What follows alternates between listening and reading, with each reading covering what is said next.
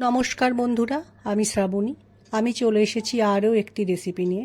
চলো রেসিপিটি তাহলে একবার দেখে নিই। আজকে রেসিপিটি ব্রেকফাস্টের। সকালবেলাতে এক একদিন ভীষণ তাড়াতাড়ি থাকে, সেই সময় যদি এইভাবে একটি ব্রেকফাস্ট বানিয়ে নেওয়া যায় তাহলে পেটটা অনেকক্ষণ ভরে থাকে, খিদেটা অনেকক্ষণ পায় না।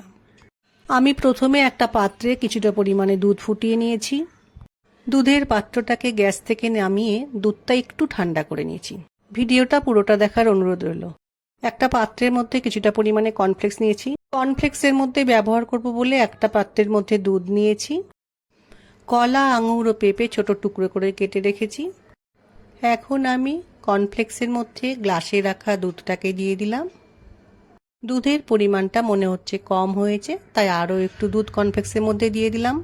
এরপর কর্নফ্লেক্সের মধ্যে দিলাম ছোট ছোট টুকরো করে কেটে রাখা পাকা কলা।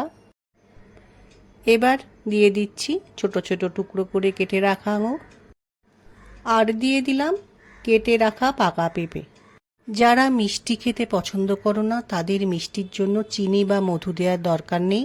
আমি খুব অল্প পরিমাণে মধু দুধের মধ্যে দিয়ে দিলাম। এখন আমি একটা চামচের সাহায্যে সব কিছুকে ভালো করে মিশিয়ে নেব। এই হেলদি রেসিপিটা ছোট থেকে বড় সবাই খেতে পারে। খুব সহজেই তৈরি হয়ে গেল চটজলদি একটি ব্রেকফাস্ট রেসিপি। মর্নিংয়ে বাচ্চারা যখন স্কুলে যায় তখন তাদের এটা বানিয়ে দেওয়া যেতে পারে। আশা করছি আজকের ভিডিওটি তোমাদের ভালো লাগবে। আমার আজকের রেসিপি ভালো লাগলে লাইক, শেয়ার ও সাবস্ক্রাইব করো। ভিডিওটি দেখার জন্য ধন্যবাদ।